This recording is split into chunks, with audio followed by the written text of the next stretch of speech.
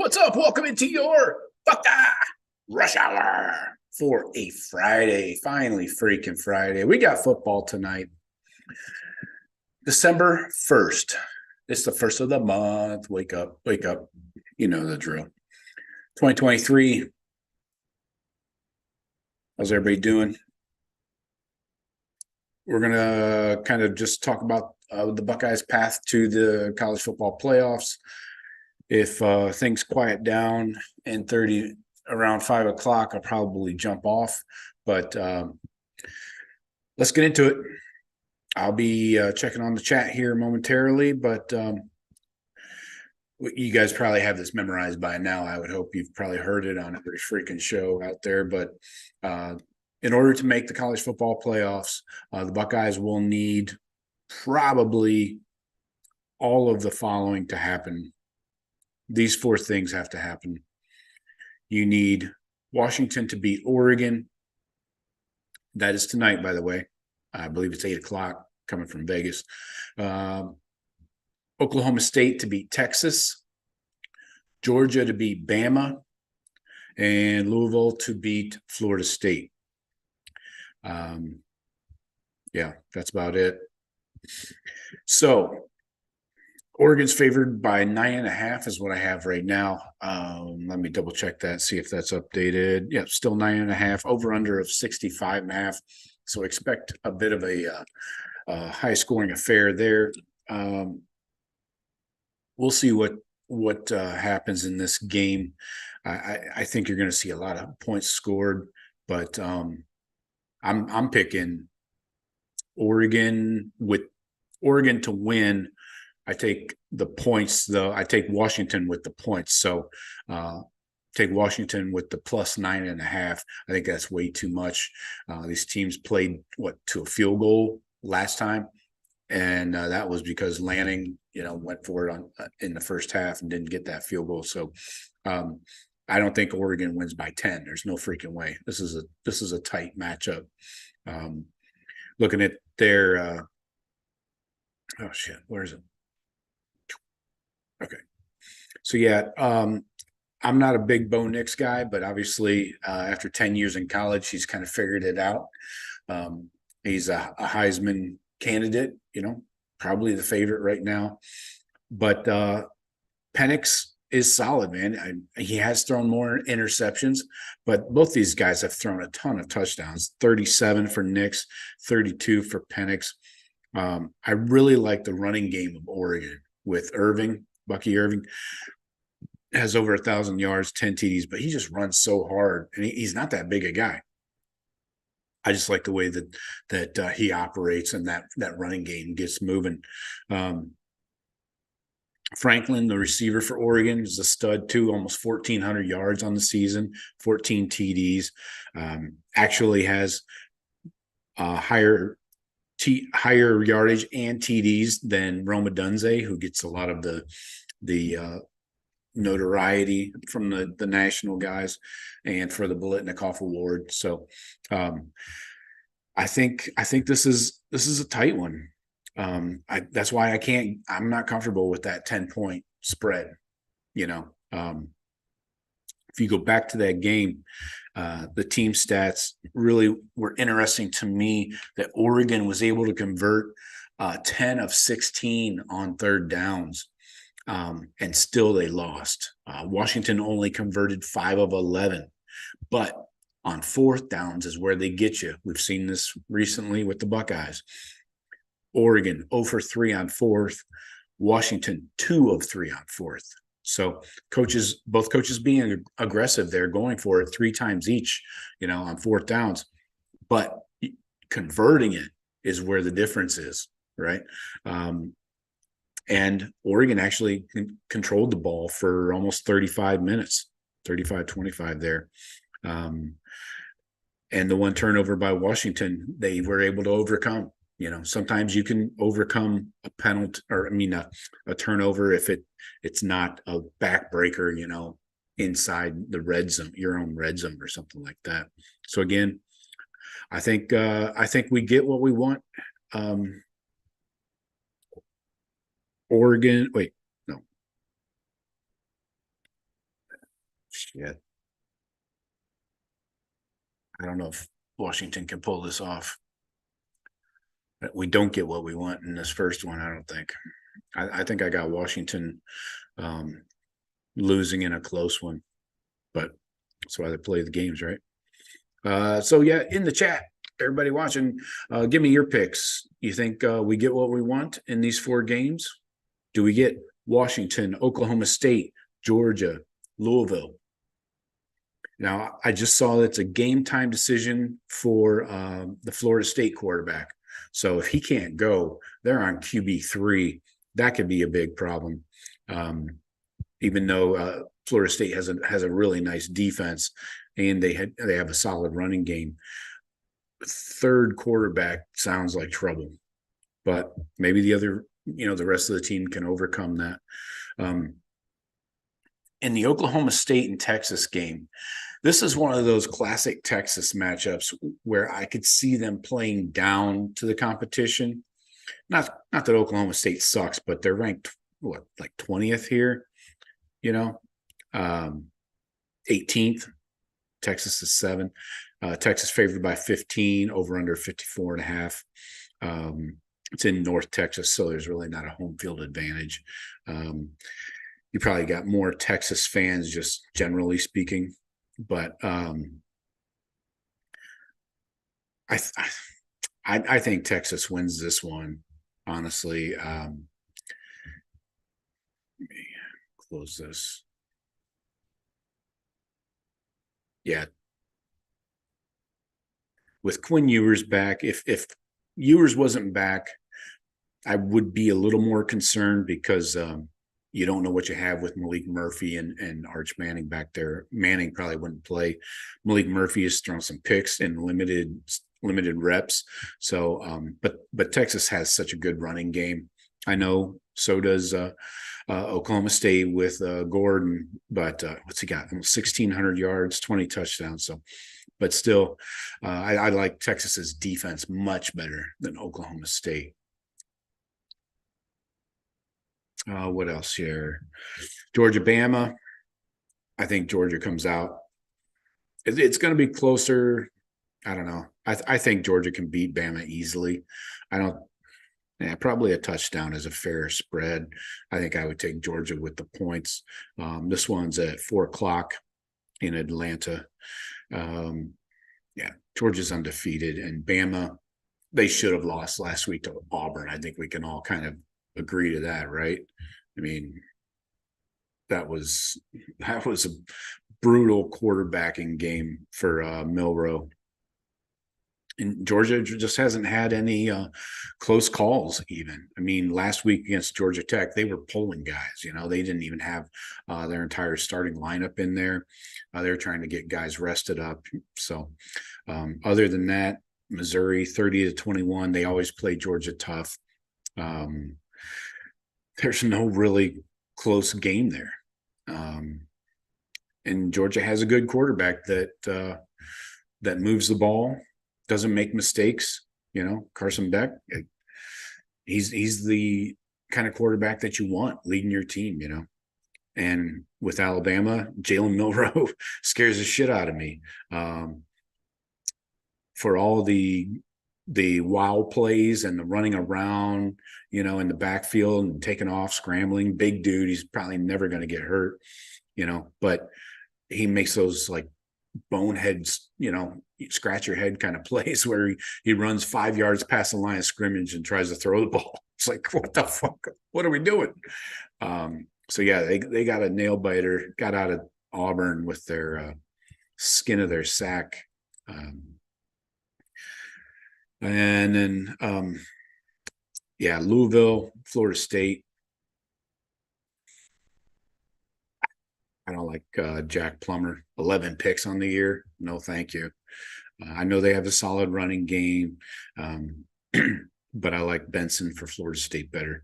I like Keon Coleman, Johnny Wilson, the big receivers. They have a type that they like. It reminds me a lot of Clemson's receivers years ago, when they just went with big dudes that were all the same type. Not super fast, not going to shake you out of your shoes, but just big dudes. So yeah, and Louisville obviously just lost to Kentucky last week after Thanksgiving. So yeah, I don't have a lot of faith in Louisville, but we'll see if Florida State's on QB3. That'll be interesting. Let's check on the chat, see what's going on. Oh, by the way, don't I'm going to take a couple days off from the Daily Blitz. We'll wait and see what this playoff scenario, cooks up for us. Me, Jeff, and Sean will be live Sunday night at 7:30. So no change there, but we're going to wait and see what happens before I do any more of the Daily Blitz.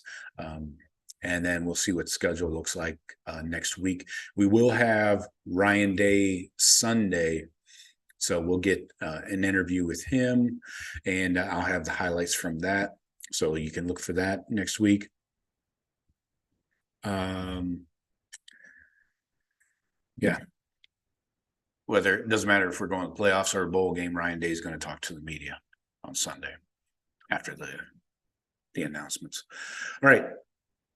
So let's check on the chat. Doug is the first one in. Damn it, Doug.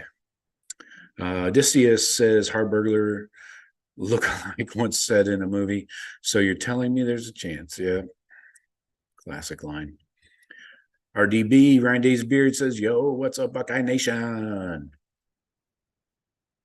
Not a whole lot.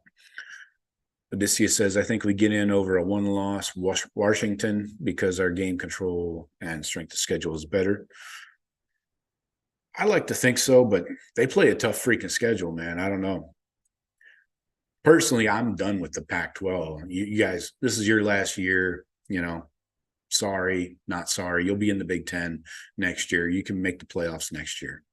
I don't really care about the Pac-12 making it in. They had plenty of opportunities. Odysseus says, especially if Washington loses big. Yeah, I could agree with you there.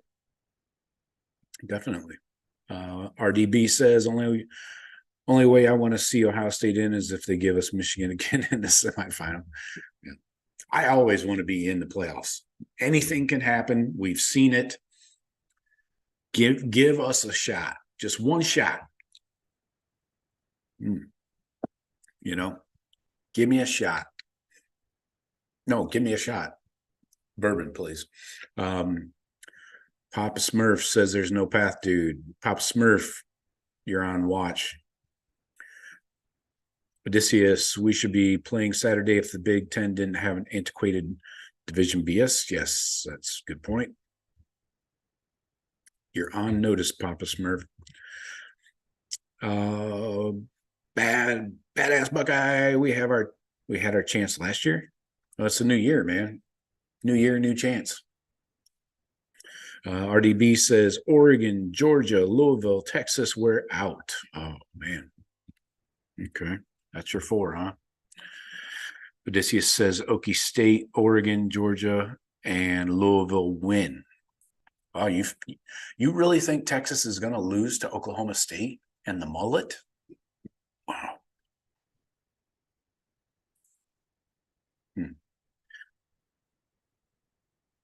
Papa Smurf, FSU put the quarterback back in a few plays after he took a big hit. I'd be surprised if the QB doesn't play.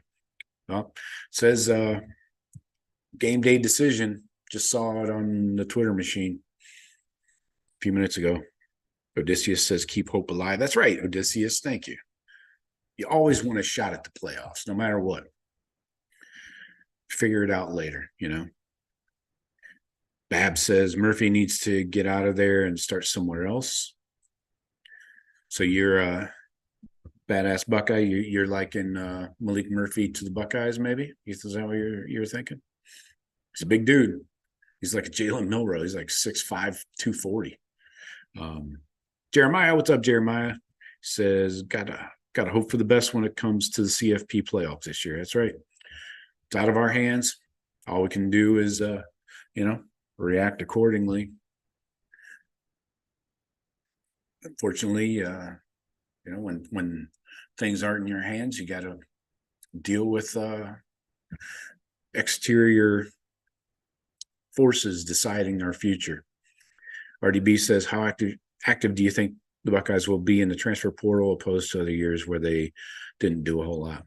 Yeah, well, this year is a better O-line and D-line portal class. So 100%, they're already in on a tackle, center, a couple tackles actually. So look for the Buckeyes to be heavy on the O-line and the D-line. Definitely going to need a linebacker. We're okay on receiver, secondary. I've heard talk of maybe a safety. I don't know about that. Seems like we got plenty of dudes back there. We got plenty of corners. But receiver, we're fine. Running backs, we're fine. We got 3 coming in this 24 class. So, but trenches. O-line, D-line have to be the focus, like 100%.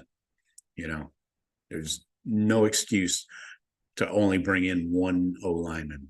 Hinsman is a liability at center. He's a big problem. It kind of got worse over the season somehow.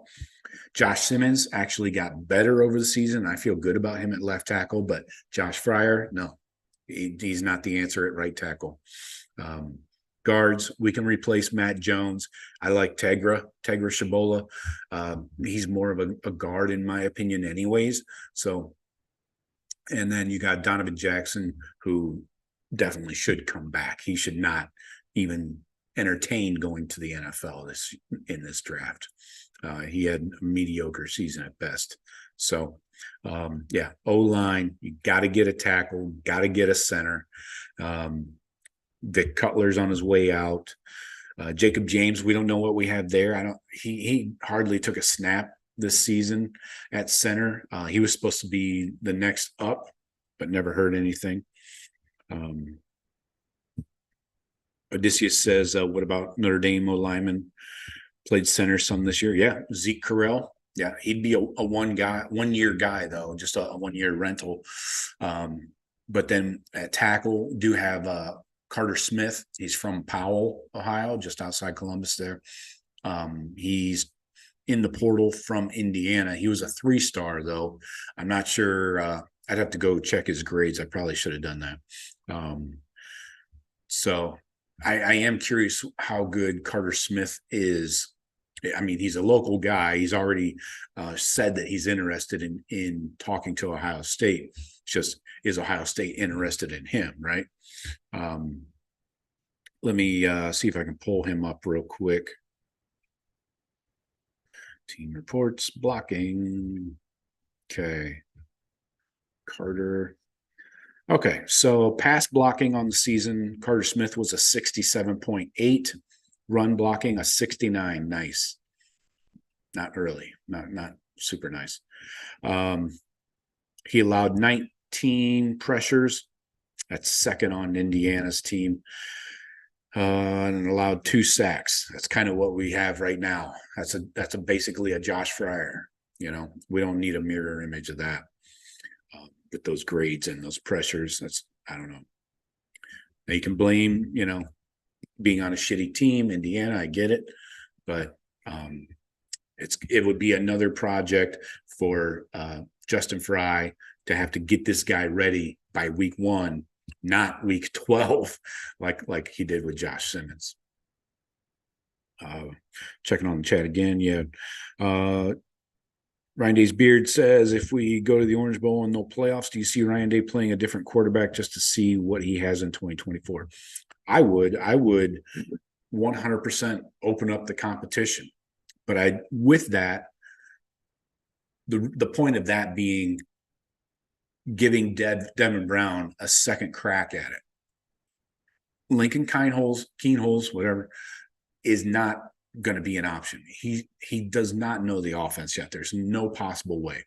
He has gotten 0 reps with the 1s or the 2s probably. He's been running scout team. If that, he has 0 time with the first and second team in practice. So that's why I say, plus, I mean, how do you learn an offense in 6 months? He came in the summer, came in late, like in June. So he'll be on campus 6 months, hasn't learned the offense, zero practice time with the starters. I can't put Lincoln Keenholz in that competition. And same for Aaron Nolan, even more so. Jeremiah says that QB you just mentioned, what do you think about him starting for the Buckeyes in 2024? Malik Murphy? I don't know. He only played in a couple games, 2-3 games, and he didn't put up great numbers. I was mentioning that the other day. I think it was Wednesday we talked about him, the quarterback from Texas. He spells Malik with 2 A's. Weird. Anyway, checking out his game log here. He only played against K-State. They won that in overtime, 33-30. But he had 1 touchdown, 2 picks, a 51% completion percentage. He also started against BYU, a 64% completion percentage, 2 touchdowns, 1 pick. Then he had just random garbage time against Houston, Baylor, and Rice. So in 2 starts, he threw for 248 and 170, a touchdown, 2 touchdowns, 2 picks, 1 pick, took a sack, and didn't show his legs at all in those games. Had 0 carries. So I don't know if I've seen enough of him. I know he was a highly touted recruit. He's a pro-style quarterback out of California. He was a high 4-star here, a 9.2, 9.2, number 12 quarterback in the 2022 class, 179 overall. But I don't know, man. I don't know if that's enough. I don't feel good about Dante Moore either. Seems like he's more interested in NIL stuff. And apparently his grandmother went on Facebook and was ripping the coaches at UCLA. So I don't know. I don't think he even visited Ohio State, did he? I was checking on that today. I couldn't find a visit to Ohio State for Dante Moore. Let's see. Rolling down here. Badass Buckeye says Vic Cutler had to go. Complete waste of time and got a free ride. Yeah, he's a grad transfer now, so that's why he's able to go back in the portal. But I don't know what's up with Jacob James. I know he had an injury going into the season last year, and that's probably why they had to go to Hinsman as a starter. But I thought he was going to be the incumbent after Whippler. Haven't seen much of him. Yeah, Odysseus, Vic Cutler was not an improvement over what we had. He was not even ready for big-time ball when he came in back in spring. And McCallwell, what do you think about the Instagram video of Michigan players calling Ryan Day and the Ohio State players to be what? I don't know what you're talking about. I can't even understand what you wrote there. Odysseus says Skunks can yap till they get railroaded in the playoffs and by NCAA. That's very possible. They will yap. It will yap. And McCowell says Dante Moore would be a Buckeye and he's going to come and destroy his hometown Michigan Wolverines. Okay. I don't think he will be, but everybody has an opinion. RDB says, what are your thoughts on Cam Ward? Do we have a shot? Well, have you heard about do you know Kirk Barton by chance? Because Kirk seems to have the inside track. Somebody mentioned earlier, Kirk Barton said that Cam Ward was offered $2 million to go to Ohio State, but he didn't like Ryan Day's offense because he doesn't let quarterbacks run. That was Kirk Barton's story. So yeah, whatever. But anyways, Cam Ward,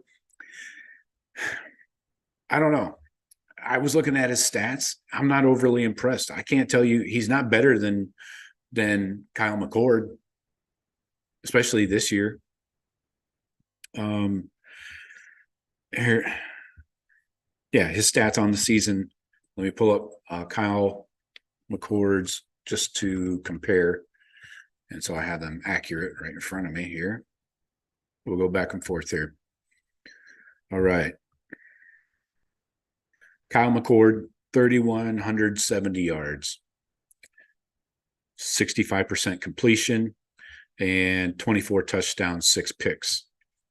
Cam Ward, 3,732 yards, 66% completions, 25 touchdowns, 7 interceptions. Sounds very similar, doesn't it? Very, very similar.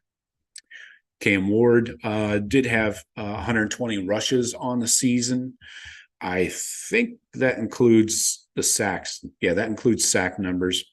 39 sacks. So take 40, let's take 40 off that. So you had 80 rushes in 12 games. So that's, a handful per game. 6, 7. I don't have the sack adjusted yardage. He did rush for 8 touchdowns. He had some long ones in here for 22 yards, 18 yards. So he's definitely, more mobile than Kyle. There's no argument there. But in Ryan Day's offense, is this a better quarterback throwing the ball? Ryan Day wants arm talent. That's priority number 1 for Day in his offense.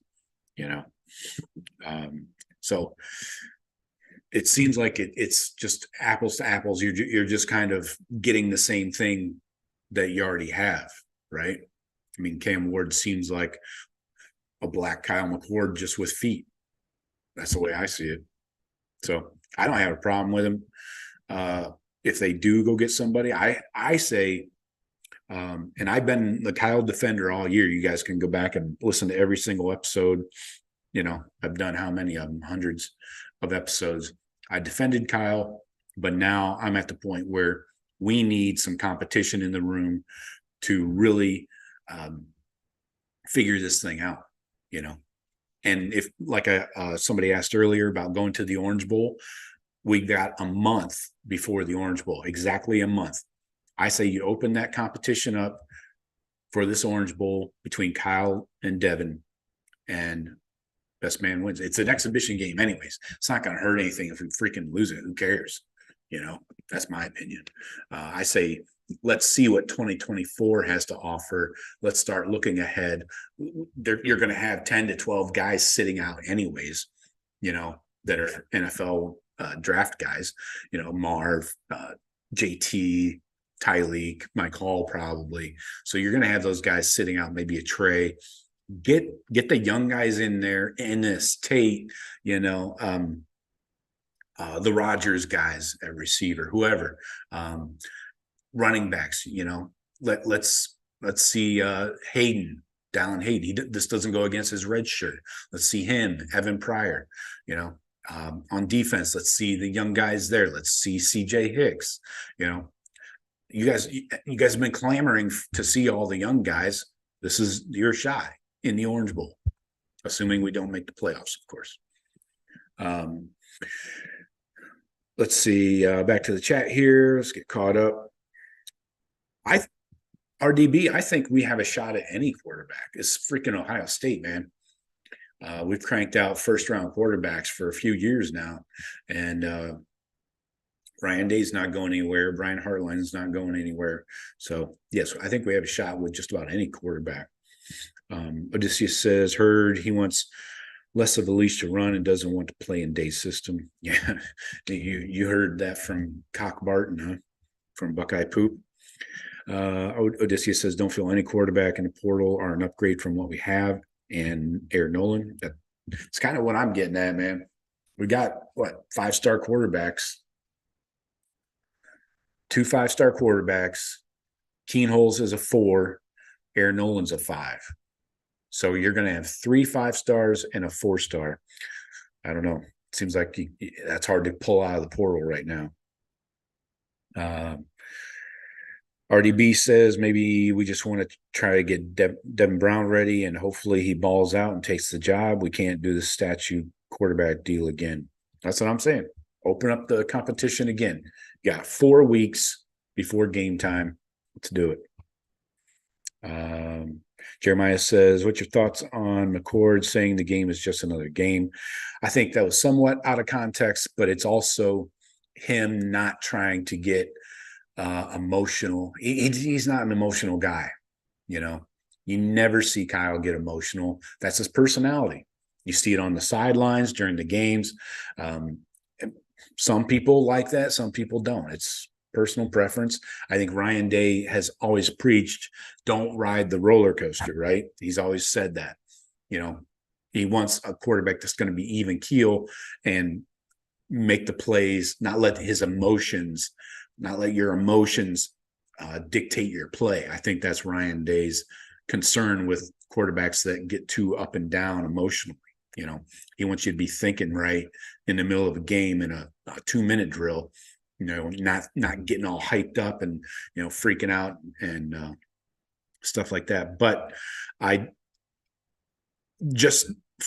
Jeremiah, your question flat out is, what do I think of McCord saying it's just another game? Of course, that sounds stupid.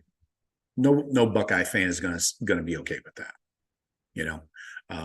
But in context, I don't think that's what he meant. He's just, Kyle McCord's kind of flatline, you know, for good or for bad, like it or not, you know. There are times when you should be motivating, yelling at your players, your teammates as a quarterback, you know, hyping them up, pumping them up. I think he played tight and he plays tight, right? I think Kyle McCord plays too tight. He does not let it rip a lot of times, especially in the first quarter. That's why we see a lot of these mistakes and just terrible throws in the first quarter, especially. It's never just another game, though, my flat out opinion. Odysseus, Kingholz is a true dual threat. Yeah. What about Devin? I think Devin's a bit of a dual threat. Not that, I mean, when you say dual threat, though, people take that too far. You know, dual threat in recruiting world meant the dude just runs every play, you know. Hey, we got some people rolling in here. Please hit the like button, por favor. I appreciate it. Gotta check. All right. I thought I don't have Devin's high school stats in front of me, but I thought he ran the ball a bit in high school, besides having a good arm. But yes, Kingholz is probably more of a dual threat than anybody on the team. Bab says Center Hinsman was in his second year, never played until the season. For him to start is a great accomplishment. Yeah, I'm not saying it wasn't a big deal for him, but he did not do well. You know, I go through the grades every week. He did not do well at all, and he got worse, and that's troubling. You can't have your center get worse over the season. I've got the grades right here. Hinsman. Yeah. Here are his grades on the season. Pass blocking, a 41.6. 60 is doing your job. That's just average, like a D in school. 41.6, that's terrible. And he's your center. You can't hide that. 55.8 in run blocking. Again, below average. Pressures, he allowed 17. That was most on the team. Did not allow any sacks, though. So props for that. Let's see. Let's go back to the chat. Odysseus, is it true McCord kept echoing, don't make any mistakes pre and during the game? That's what Berm said. Berm said that he heard Kyle in their huddle right before the first snap or first series of the game. He said 4 times, Don't make mistakes. Don't make mistakes. Don't make mistakes. You know, not super motivating, right?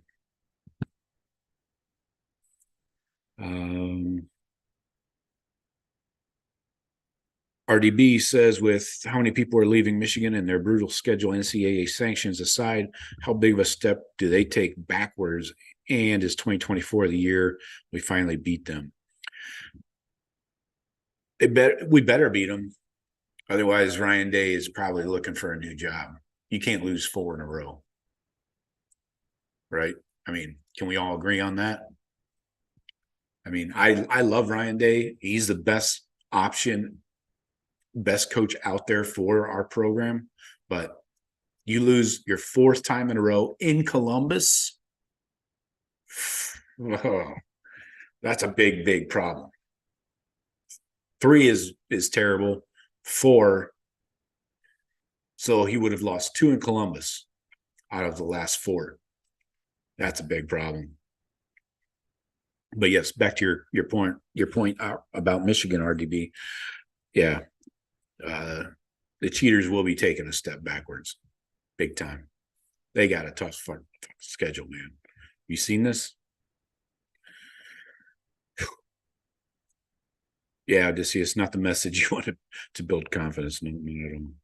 Thank you, Henry, for subscribing. You're a gentleman and a scholar. Badass Buckeye says Kyle is as quiet and boring as watching paint dry. Yep. Yeah. It's like wallpaper, right? Yeah, he just does not have that magnetism, you know, that energy like a Devin Brown. But I don't know. I really think that you got to open this quarterback competition back up starting now. Now, I want to kind of cash this as, if we make the CFP, I don't know if you can change quarterbacks in 4 weeks for the CFP, because you're playing a good team, you know, a top 4 team in the country. For the Orange Bowl, we're playing fucking Louisville, right? I mean, and if we lose it, it's not the end of the world. But going into the CFP, I go stick with Kyle. You have to. And not as many guys are going to sit out. You might have 1 or 2 sit out that are starters. So you might have still having a Mecca, a Marv, a Trey on offense, you know. You might. So checking on the chat. David Green Shields says, does Day want a running quarterback? No, but not at all. He wants arm talent. Look at his quarterbacks. Dwayne, Fields, who they had to bring in. Dwayne was already here, but Fields and the ball placement specialist, CJ Stroud. Now, Kyle does have arm talent. That's legit. Sometimes you don't know where it's going, but he does have a big time arm and can make all the throws. So can Devin, though. You know, I would say we haven't had a chance to see Devin's accuracy in game. You know, that's what I really want to see, you know. But Day does not want a running quarterback. I don't think it's the worst thing in the world to have a quarterback that will take off 5 times a game. You know, Cam Ward, I think, going back to his stats that we were looking at, he might run the ball a little too much for Ryan Day. You know, like I mentioned, 80 carries in 12 games. That might be a bit much. Some games against Oregon, he had 11 carries. Arizona State, 12. You got to subtract the 3 sacks in both of those, but still 14 carries against Cal. That's a lot, man. That's way too much for Ryan Day, in my opinion.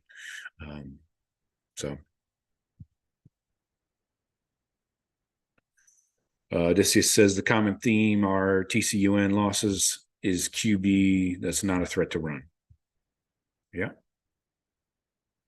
Pretty much. That's about it.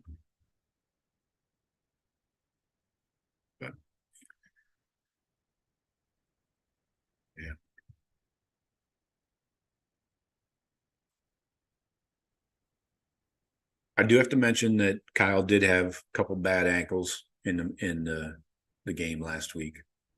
Not an excuse. Just want to make sure that the entire story is being told.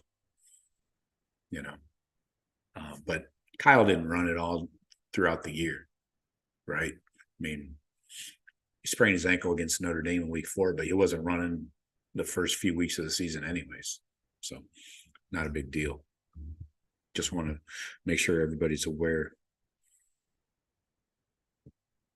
Yeah, he had 32 carries and 16 of those were sacks. So he had 16 carries on the season. That's like 1 per game. Not enough to really register anything. But yeah, Odysseus, you got to have some threat, like a Justin Fields. Justin Fields, in my opinion, is like the ideal quarterback for Ryan Day's system. He's got a cannon, maybe not as accurate, but pretty freaking accurate. You know, he played baseball. So it's not like he's just, throwing it into the outfield, into the stands. But then he could also take off, extend plays. That's the one thing people don't remember a lot of times with Fields is, yeah, he might take off on a QB draw or QB keeper, power, whatever. Maybe run a read option with the tailback, but he also could extend plays. Like he would roll out to the right, and if nothing's there, he would pull it down and take off, scamper out of bounds for 5, 6, 7, 8 yards. And that's one thing we have not seen from our quarterbacks. So, yeah. You would need that threat. You got to have that threat.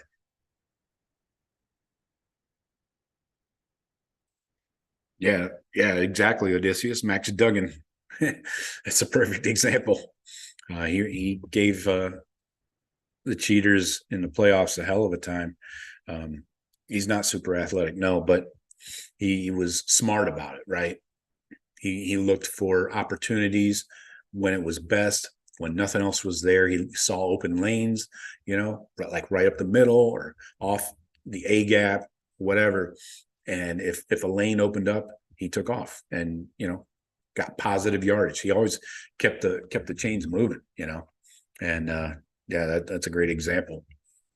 And we don't need a super athletic guy. Justin Fields was fast as fuck.